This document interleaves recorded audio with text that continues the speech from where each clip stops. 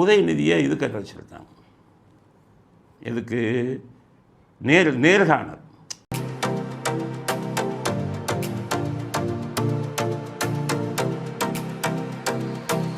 அவர் சேப்பாக்கு கேட்டிருக்காரு. ரொம்ப தைரியம். சேப்பாக்கில் 95,000 போயிடுச்சு கள்ள ஓட்டு, போலி ஓட்டு. அவ்வளோ கூப்பிட்டுருக்காங்க. ஸ்டாலின் சரியான கேள்வி கேட்டிருக்காரு பாருங்கள் உதயநிதியை பார்த்து. சாரில் எவ்வளோ ஓட்டு போச்சு தெரியுமா சேப்பாக்கலன்னு கேட்டிருக்காரு. என்கிட்ட என்னோடய தொகுதியை பற்றி சில விஷயங்கள் கேட்டாங்க. எவ்வளோ எஸ்ஐஆரில் எவ்வளோ வாக்காளர்கள் நீக்கப்பட்டிருக்காங்க, அதெல்லாம் ஃபாலோ பண்ணிங்களா, சென்ற நாடாளுமன்ற தேர்தலில் என்ன வித்தியாசம், தொகுதிக்கு என்னென்ன செஞ்சு கொடுத்துருக்கீங்க அப்படின்னு கேட்டாங்க. அரண்டுட்டார். ஆமாம், அது ஞாபகம் இல்லையே நமக்கு.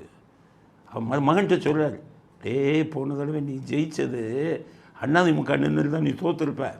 போன தடவை நான் தான் வந்து பாட்டாளி மக்கள் கட்சியோட பேரம் பேசி ஒரு அமௌண்ட்டை கொடுத்து பாட்டாளி மக்கள் கட்சி அதிமுக கூட்டணியில் அந்த ஒரு சீட்டை கேட்டு வாங்கி ஒரு டம்மி ஆளை அங்கே நிற்க சொல்லி உன்னை ஜெயிக்க வச்சேன். சாதாரண மண்ணு இருந்தாலே தோற்றுருப்பேன். அதில் அந்த 95,000 போலி ஓட்டு அதெல்லாம் உனக்கு போட வச்சேன். அதனால தான் நீ ஜெயிச்ச. இப்போ 95,000 போலி ஓட்டு போயிடுச்ச.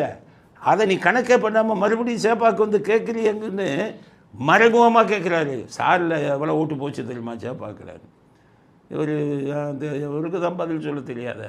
சாருன்னா என்னென்னு தெரியாது உதயநிதி. அதில் எவ்வளோ போச்சு என்னென்னு ஏதோ சொல்லிட்டு வந்திருக்காரு. கேட்டால் பார்க்கலான்னு சொன்னாங்க அப்படிங்கிறாரு. அப்பா பார்க்கலாடியான்னு சொல்லியிருப்பான்னு, நீ என்ன தோற்று போயிடுவப்பா, நம்ம போலி ஓட்டுலாம் போச்சு அப்படிங்கிறதுக்காக சொல்லியிருப்பார் அப்படிங்கிறது தான். அதனால் அவங்க முடிச்சுட்டு வந்துட்டாங்க. திமுக என்ன கடையை திறந்து வச்சுருக்காங்க. ஒரு சீட்டு எந்தெந்த ஜாதி கட்சி வான்னு. இப்போ